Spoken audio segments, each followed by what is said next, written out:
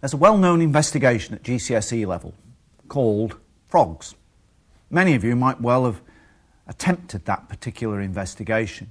I want to start this particular section by having a look at that investigation because it's going to show us why we might want to use brackets.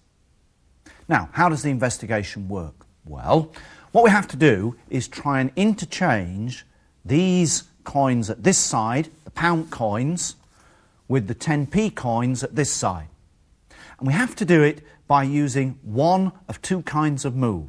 We can either slide into an empty space, or we can hop or jump over a coin of the opposite kind. So here a pound coin jumped over the 10p coin.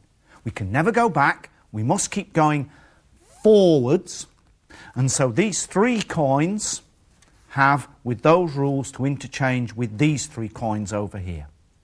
So let's just see what happens, and let's see if we can keep count of the number of moves. Not only keep count of the number of moves, but the number of different kinds of moves. Hops, remember, or slides. That was a slide, that's a hop. And the object is to do it in the minimum number of moves. Now, when I do it, it will be the minimum number of moves. Don't worry about that. But we need to keep count of how many hops, how many slides, and how many moves altogether. So, let's begin, and we'll just keep a tally here of hops and slides. So we begin, one slide. And over there, one hop. One slide. And now, with that, we want two hops. There, one slide. Now, 1, 2, 3 hops. A slide gets us that one home, and then 2 hops. A slide gets us that one home, and then a hop gets that one home, and then a slide gets that one home. So, let's just tot these up. 1, 2, 3, 4, 5, 6 slides. 3, 6, 9 hops. So altogether, a grand total of 15 moves. Okay, when you were doing this investigation at school, or possibly you may not even have done it, what you would have done would to be draw up a table. So we'd want the number of coins on each side, hops, slides, moves. We've got our table there. So number of coins on each side. We could have 1, 2, 3, which is the case we did, 4 or 5.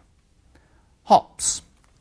Well, let's fill in this one for this table here. We had 9 hops, 6 slides, and that gave us a total of 15 moves. Now we could do it for 1 on each side. Just do it quickly. 1 slide, 1 hop, 1 slide. So altogether 2 slides and 1 hop. And we can do it again quickly for these. A slide, a hop, a slide. So that's 2 slides altogether and 1 hop. And now we have another 2 hops, a slide, a hop, and a slide. So altogether we had there 4 hops and 4 slides. Now I'm not going to go ahead and do it for 4 coins. It's quite easy to do, and the results that we get will be 16 and 8 and 25 and 10, giving us a total number of moves of 3, 8, 24 and 35. Now, the object with most of these investigations is to try and arrive at a prediction. What would happen if we had any number of coins? Can we say what the result would be if we had 10 coins on each side, if we had 50 coins on each side? Because this is the power that maths gives us, the power to model it in symbols and be able to use those symbols to make our predictions. So that's what we're looking at. Can we make that prediction? Well, let's have a little look. I want to concentrate here on this column and here on this column. I actually need a few more columns because I want to look at this set of numbers. And I want to look at how this set of numbers is made up or created. So what I'm going to do is, now we've got the data that we need, I'm going to turn over the sheet and I'm going to rewrite this table on a separate sheet. And then we can analyse it without having all these bits and pieces around the edge. So we'll pick up the coins, put them to one side, turn over the sheet and begin again. So here we've got the coins and the number of coins on each side: 1, 2, 3, 4, 5. Then we had the number of hops. That was 1, 4, 9, 16, 25. Then we had the number of slides, and that was 2, 4, 6, 8, 10. And then the total number of moves, which we got from the total of the hops and the slides. So that's 3, 8, 15, 24, 35. Now, what we said was we wanted to be able to make a prediction. No matter how many coins we'd got on each side, we wanted to be able to say how many moves it was going to take us to interchange those two sets of coins. Let's have a look at this set of numbers. And let's try and relate it to this set of numbers. Well, if we look at 3 and 15, 15 is 3 times by 5. Just a lucky guess? Well, let's have a look at the next one. 4 and 24. Well, 24 is 4 times by 6. And again, 5 and 35, that's 5 times by 7. So 8. Is 8 the same relationship with 2? Yes, it is. That's 2 times by 4. And even for this top one, we've got 1 times by 3. So let's look at these numbers here, these two columns. Here we have this number, the number of coins, the number of coins, and here we seem to have 2 more than the number of coins. So if this was n, what we seem to be saying is that here we've got n multiplied by, I'm not going to write anything in there at the moment, n plus 2. Now, it's the whole of this that we want to multiply by n. Everything. Not just the n, not just the 2, but all of it. Because when we do 1 times by 3, we multiply all of the 3 by 1. When we do the 2 times by 4, we multiply all of the 4 by the 2, and so on.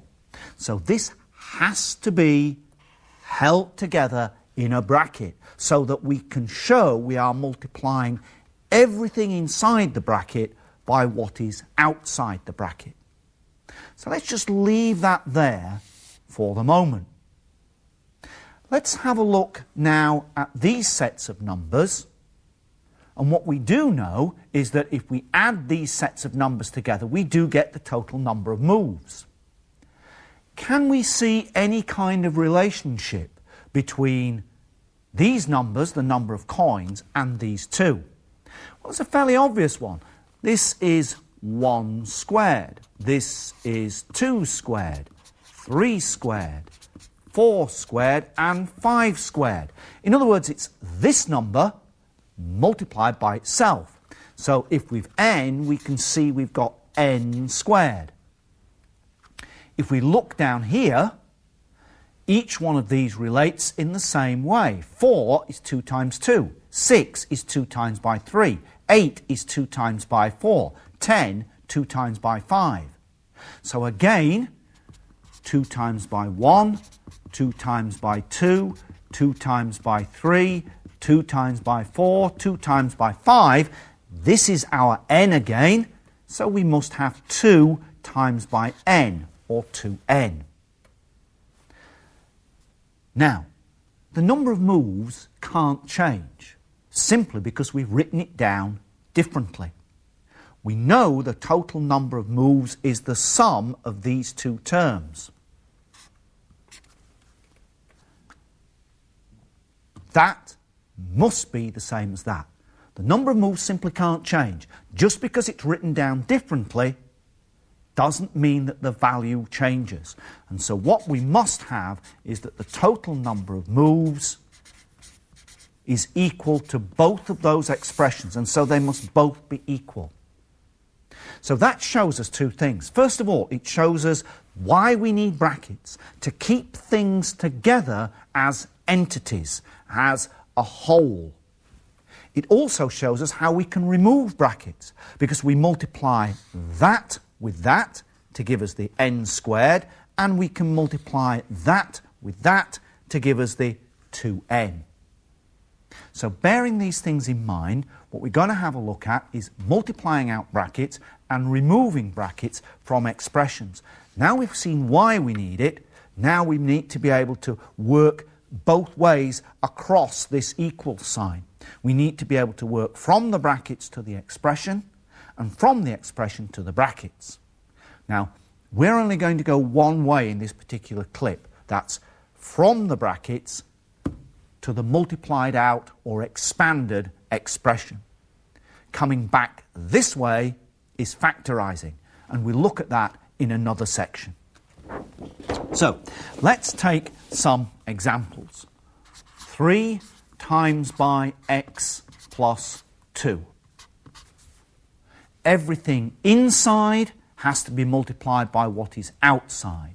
So we need 3 times by x, and we need 3 times by 2, which is 6. And the plus sign, because that's plus there.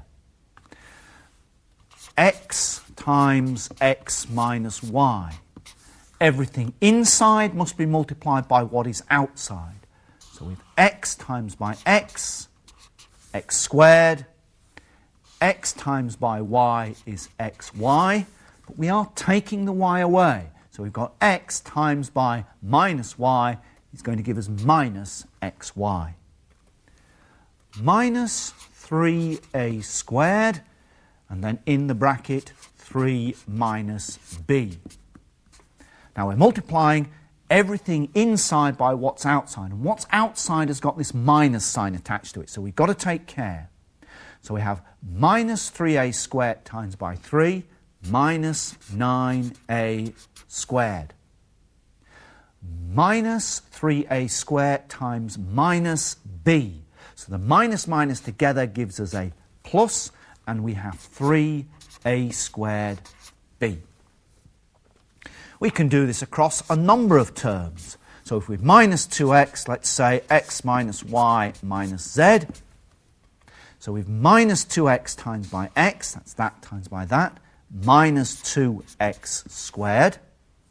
We've minus 2x times by minus y, that gives us plus 2xy, and then minus 2x times by minus z plus 2xz. Okay, those are reasonably straightforward, and you can find plenty of those in textbooks and other sources for you to practice. Let's now have a look at what happens if we want to multiply out expressions where there are two brackets multiplying each other. So, let's take x plus 5 times by x plus 10. What now? Well, what I want just to go back to is a simple one, like let's say 3 times by x plus 10. Now if you remember what we did, we said, well, we'll take the 3 and multiply it with the x, and we'll take the 3 and we will multiply it by the 10. So that this was the entity we were multiplying by. Let's think of this x plus 5 as being the 3. So for this one, we would do 3 times by x. So for this one, we'll do x plus 5 times by x. So the x plus 5 is behaving exactly like the 3. Now, here we would do 3 times by 10. And rather than write it as 30, I will write it as 3 times by 10. So this is taking the place of the 3, so it's going to be x plus 5 times by 10. Here we would have a plus sign, so here we will have a plus sign.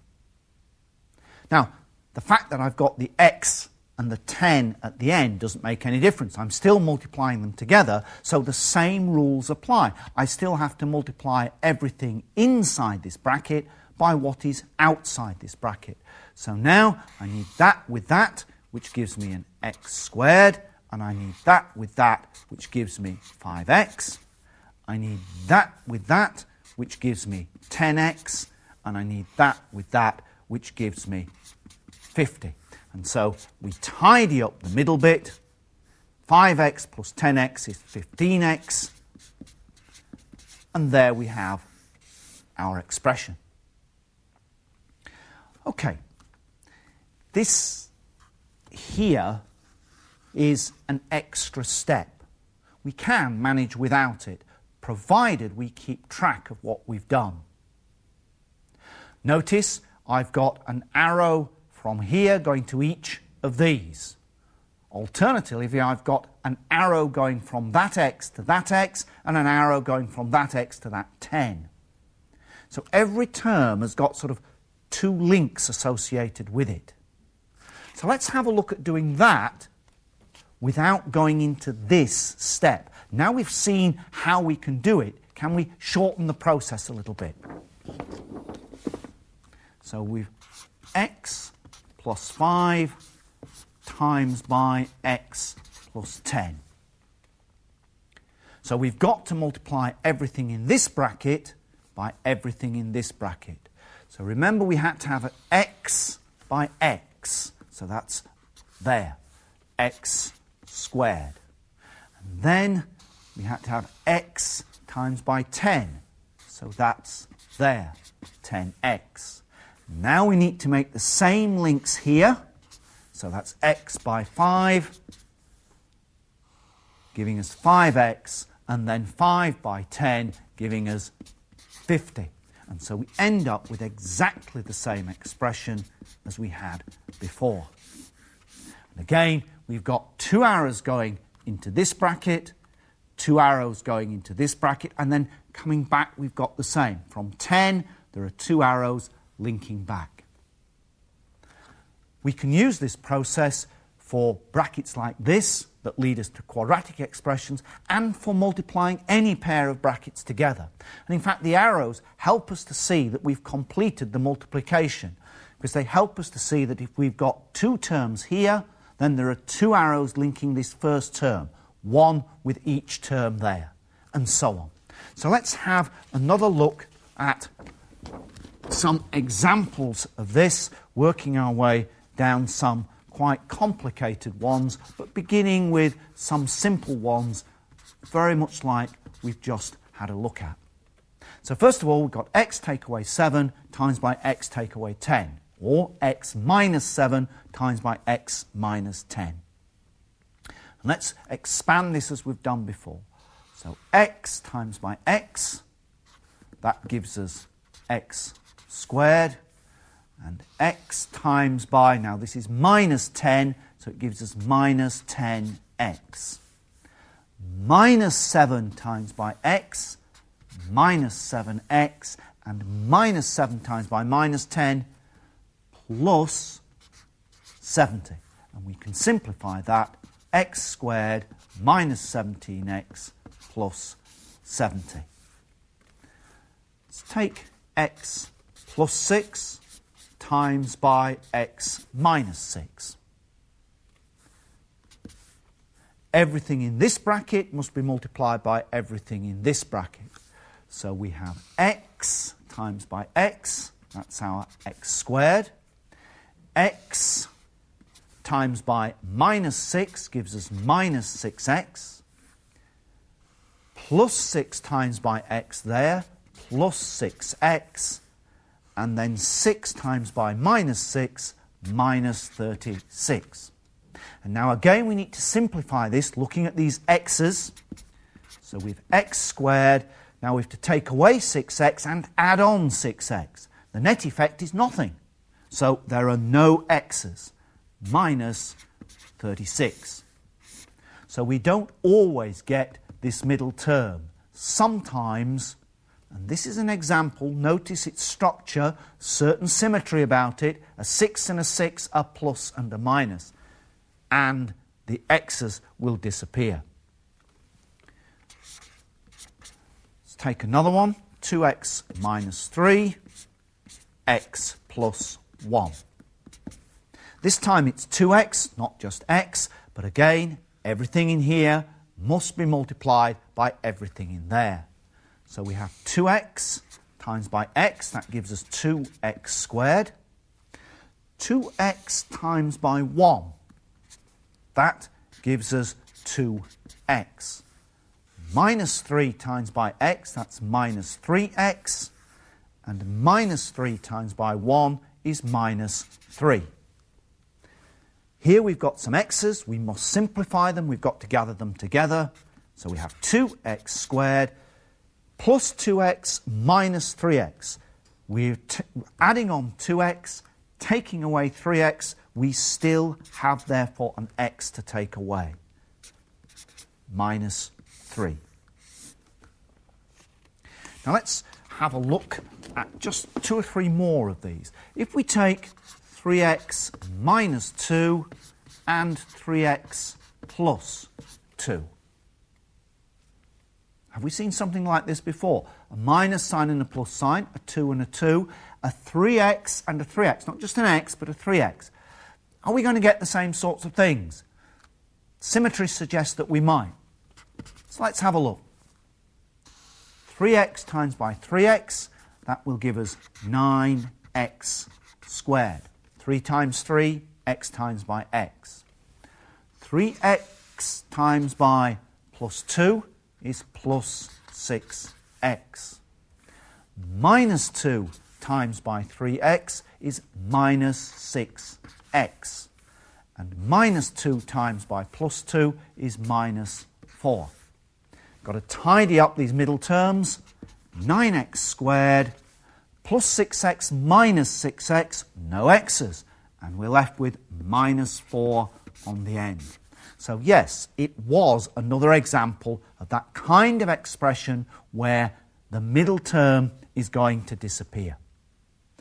Let's make it a little bit harder and let's have a look at something with 3 terms in this bracket and only 2 in this. So we'll make that one x plus 2, but let's put in x squared minus 2x cubed plus 8. Got 3 terms here. We need to keep very careful track and make sure that we multiply everything in here by everything in there. So let's begin. X squared times by x, that's x cubed. X squared times by 2, that's 2x squared. Minus 2x now, minus 2x cubed now times by x is minus 2x to the 4th. And minus 2x cubed times by 2 is minus 4x cubed. And now we've got to do the 8. So we've got 8 times by x, that's plus 8x. And we've got 8 times by 2, so that's plus 16.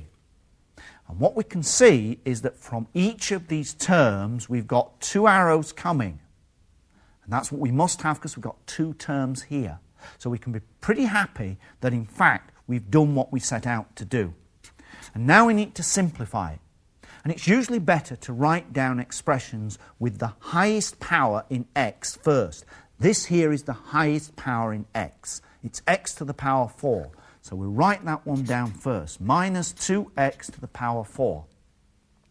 What else have we got? Have we got any x cubes?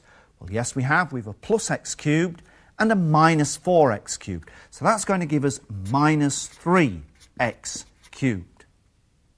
Sometimes helps just to put a little tick on top of them just to show that, yeah, we've actually dealt with those.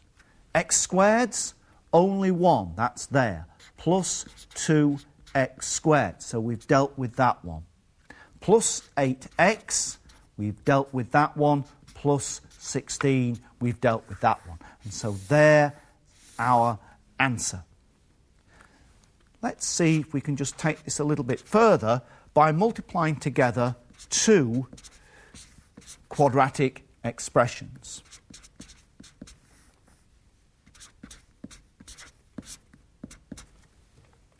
You wouldn't normally come up with something as difficult as this, or perhaps as tedious, but it's a good exercise to see if you've actually got the hang of what you're supposed to be doing. So we've got to multiply everything in this bracket by everything in that bracket. There are 3 terms here, so if we've done it right, we ought to have 3 arrows coming from each of these associating with each of these. If you think about it, that ought to give us 9 terms, in the same way that this one, 3 terms here, 2 terms there, gave us 6 terms altogether. 1, 2, 3, 4, 5, 6, before we simplified it. So we're going to have 9 terms here. Let's work our way through it. X squared times by x squared, x to the 4th. X squared times by x plus x cubed. X squared times by minus 6 minus 6x squared. Finished with that one, on to this one. X times by x squared plus x cubed. X times by x plus x squared. X times by minus 6 minus 6x. Now this one here, minus 2 times by x squared, getting a bit fraught with the brackets here, with the arrows linking them, but nevertheless we can still use it to help us check. So minus 2 times by x squared, minus 2x squared. Minus 2 times by x, so that gives us minus 2x. And then finally, minus 2 times by minus 6 gives us plus 12. This now needs tidying up, so we start with the highest powers first and write down the highest power, then the next, and so on down the line. We tick them off, as we did here, so we can show that we've coped with them. We've taken them into account. So our highest term is this one here, x to the power 4, and there are no others. Now we want the x cubes. Well, there's one there, and there's one there. So that's plus 2x cubed. So we can tick off those two. X squareds, minus 6x squared plus x squared minus 2x squared. So we've got minus 6x squared minus 2x squared, that's minus 8x squared, and then we're adding on 1x squared. So altogether that's minus 7x squared. And we can tick them off, we've accounted for them. Minus 6x minus 2x, the x terms next, altogether that's minus 8x. And then at the end, we've just got this number 12 that we have not accounted for, and so that's plus 12. So that's multiplying out brackets. Every pair of brackets that needs to be multiplied out, or indeed if it's 3 sets of brackets, you do 2 together, and then the third, with the resulting expression, is done with the third one. What I want to have a look at now is just simply removing brackets.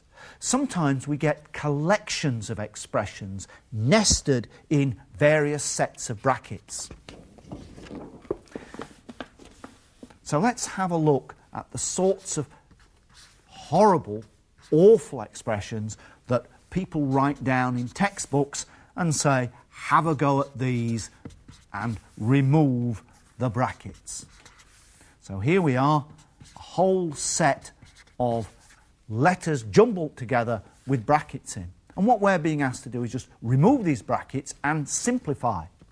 So the first thing is remove the brackets, get rid of them. So let's have a look. A.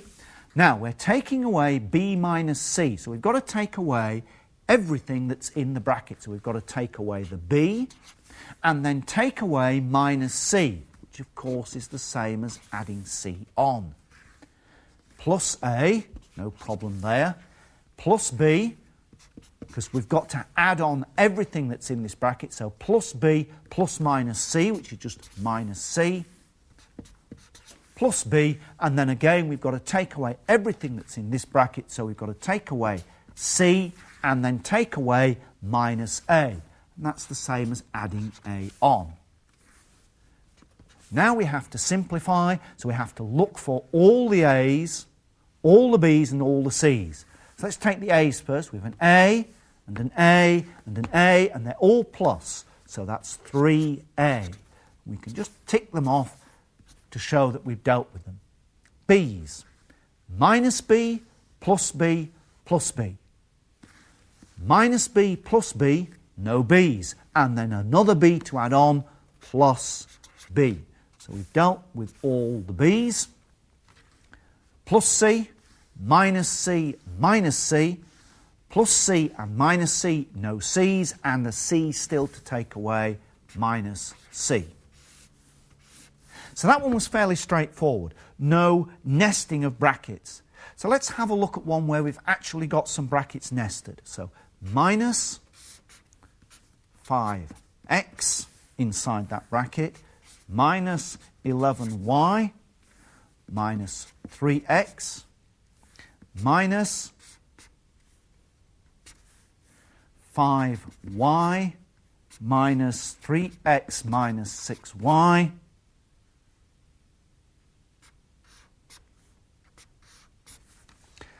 now, that looks pretty awful. Lots of brackets, and if we look, we've got a pair of brackets here covering everything. We've got an expression in a pair of brackets there. We've got another pair of brackets here, and inside we've got another pair of brackets. Where do we start? Looks a bit tricky, but what you do is you start right inside the brackets. So you look inside each set of brackets and you say, what do I need to do to get rid of one set of brackets? And you usually go right inside the most complex bit. And this bit here is by far the most complex bit.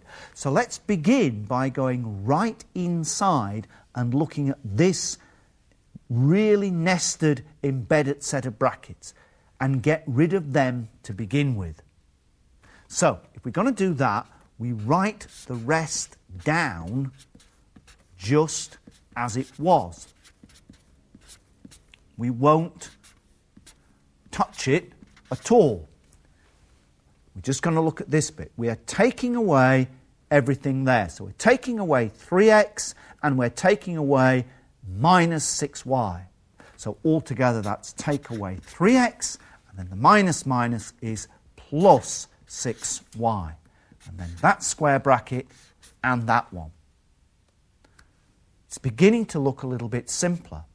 We've now got this big set of square brackets outside, but we've got that one there and that one there. And we can deal with both of these together because they're no different from what we've got up there, really. So, equals minus 5x minus 11y, and then minus minus is a plus 3x, minus 5y, minus minus 3x is a plus 3x, minus plus 6y. So we're going to have minus 6y. And restore the big square bracket. I think we'd want to tidy this up. We've got lots of x's and y's floating about, so really we've got to tidy this up. So let's have a look. And we'll do it simply inside the bracket. So we don't need to think at the moment about the effect of this minus sign. We're just looking at that bit there that's inside the bracket. So with 5x, 3x and 3x, that's 11x. Minus 11y, minus 5y, minus 6y. Altogether, we are taking away 22y. And close the big bracket. And now we've got to remove this final bracket. So we have minus 11x plus a minus, take away a minus, 22y. So what looked quite an awful lump of algebra has now come down to be something that's really quite small and quite manageable. We'll just take one more, because it's helpful to get this focus on getting right inside those brackets. And what you will notice, I think, is that we tend to use different sets of brackets, different types of brackets, to draw our attention to the different lumps of algebra that we've got to deal with. So here, in this expression, we've got three sets of brackets: the curly brackets, the square brackets, and the round brackets. And notice I've worked my way in, so I'm now right inside, right in the middle of this expression. So this is the one I'm going to go for first. Everything else, for the moment, is going to stay the same. Not going to touch anything else, just this round bracket here. So I've got to multiply by 2. So 2 times 10a is 20a, and 2 times by minus b is minus 2b. Put my square bracket in, put my curly bracket in.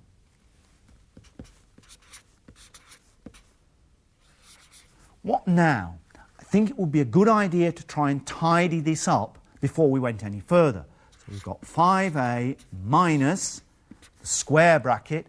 I've got 6a plus 20a, that's 26a, take away 2b. Close up the brackets at the end. Equals 3b. Now, I've got to go for the square bracket now. These are inside the curly brackets, so it's the square brackets we tackle. I've made that look like a 6. Let's make it more clearly a b. Minus 5a, take away. Take away everything inside this bracket. So take away 26a, take away minus 2b. So that's the same as adding on 2b, and keep the curly brackets. Now we can simplify this. 3b minus 5a, take away 26a. So that's take away altogether, or minus 21a, plus 2b. Close the bracket. And now we come to the final step, almost the final step anyway. We can get rid of these curly brackets. 3b, take away everything in the curly brackets. Minus minus gives us plus 21a, minus plus 2b, so that's taking away 2b. And then now we just need to simplify this, and what we've got is 3b, take away 2b is b plus 21a. So we were able to reduce that huge lump of algebra with three sets of brackets to a very simple expression. And again, notice, where did we start? Right in the middle, with the most nested set of brackets that we could find, right in the middle, and we simplified that, and then we gradually worked our way outwards, dealing with each set of brackets in turn and simplifying as we went along, so as to make the job easier for ourselves and be more sure that we'd got the right answer at the end.